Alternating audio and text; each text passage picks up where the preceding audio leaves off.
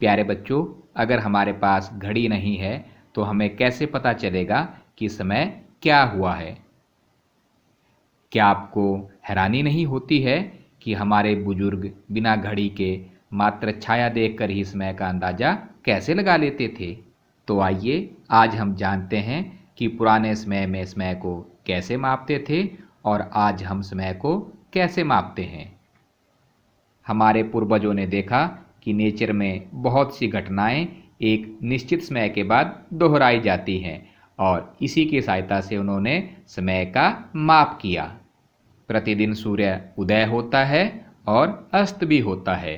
Sunrise से लेकर sunset के बीच के समय को उन्होंने एक दिन कहा। चांद के बढ़ते और घटते स्वरूप को देखकर उन्होंने एक अमावस्या से लेकर अगली अमावस्या के बीच के समय को एक महीना कहा। एक वर्ष उस समय को कहा गया जितने समय में पृथ्वी सूर्य की एक पूरी परिक्रमा पूरी कर लेती है।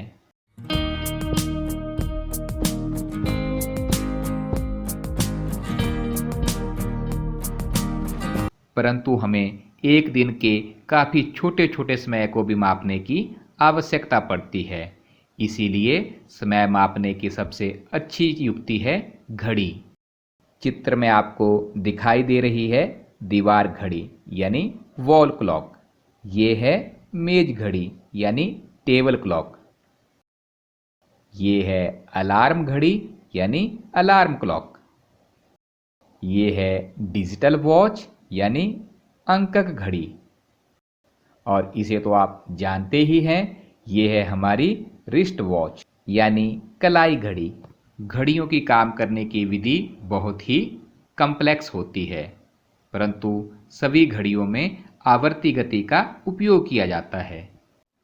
All the clocks use simple periodic motion. और आवर्ती गति यानी सिंपल पीरियोडिक मोशन का सबसे अच्छा उदाहरण है सरल लोलक यानी सिंपल पेंडुलम।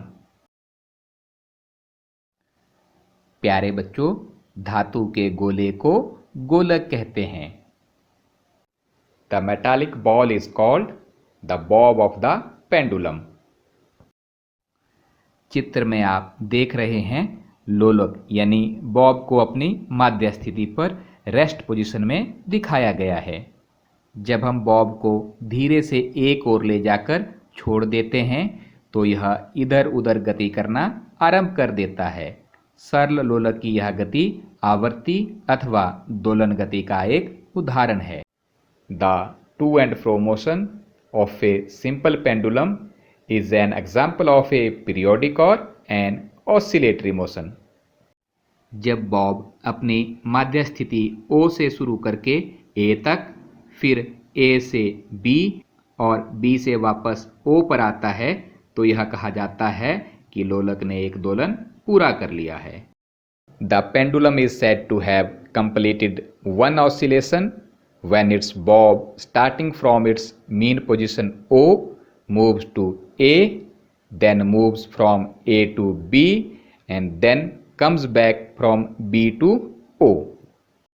सरल लोलक एक दोलन पूरा करने में जितना समय लगाता है उसे सरल लोलक का आवर्त काल कहते हैं। The time taken by the pendulum to complete one oscillation is called its time period. आइए पेंडुलम का टाइम पीरियड निकालते हैं। इस गतिविधि के लिए हमें एक बॉब, एक लंबा धागा और एक स्टैंड की आवश्यकता है। इसके साथ हमें टाइम नोट करने के लिए एक वॉच या टाइमर की आवश्यकता है। बॉब को धागे से अच्छी तरह बांध लें ताकि वह स्वतंत्र रूप से इधर उधर घूम सके। हमने लगभग 30 सेंटीमीटर लंबे धागे से बॉब को बांधा है, जिसका हम टाइम पीरियड ज्ञात करेंगे। बॉब यानी गोलक को स्टैंड के ऊपर अच्छी तरह से लटका दें। ध्यान रखें कि धागा बिल्कुल तना हुआ हो।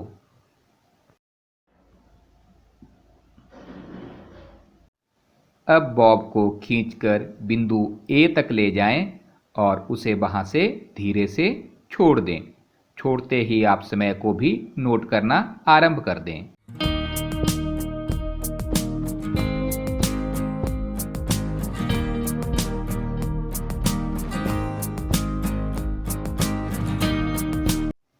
बॉब द्वारा 20 ऑसिलेशंस पूरा करने में लगा टाइम नोट कर लें। टाइम पीरियड में एक्यूरेसी लाने के लिए ऑसिलेशंस के टाइम को 2 से 3 बार नोट कर लें ताकि समय बिल्कुल सही ढंग से रिकॉर्ड किया जा सके। तो प्यारे बच्चों, डोरी की लंबाई है 30 सेंटीमीटर और 20 दोलनों में लगा समय बराबर है 22 सेकंड। आवर्तकाल होता है दोलनों का समय बटा दोलनों की संख्या, यानी 22/20, जो कि आता है 1.1 सेकंड।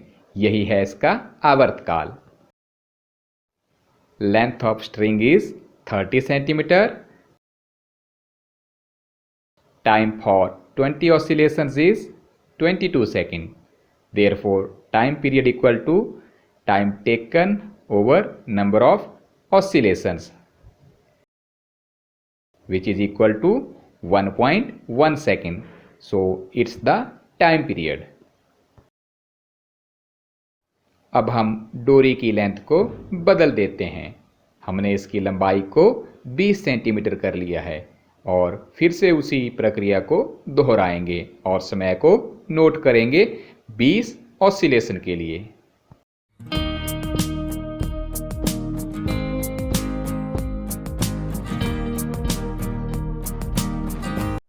तो डोरी की लंबाई है 20 centimetre.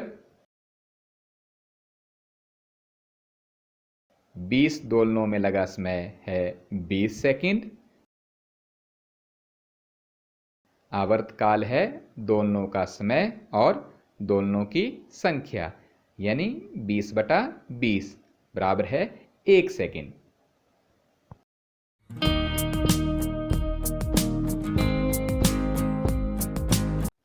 Length of string is 20 centimeter.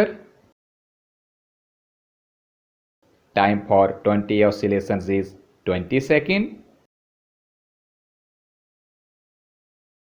Time period is time taken upon number of oscillations. Therefore, it is equal to 20/20, which is 1 second.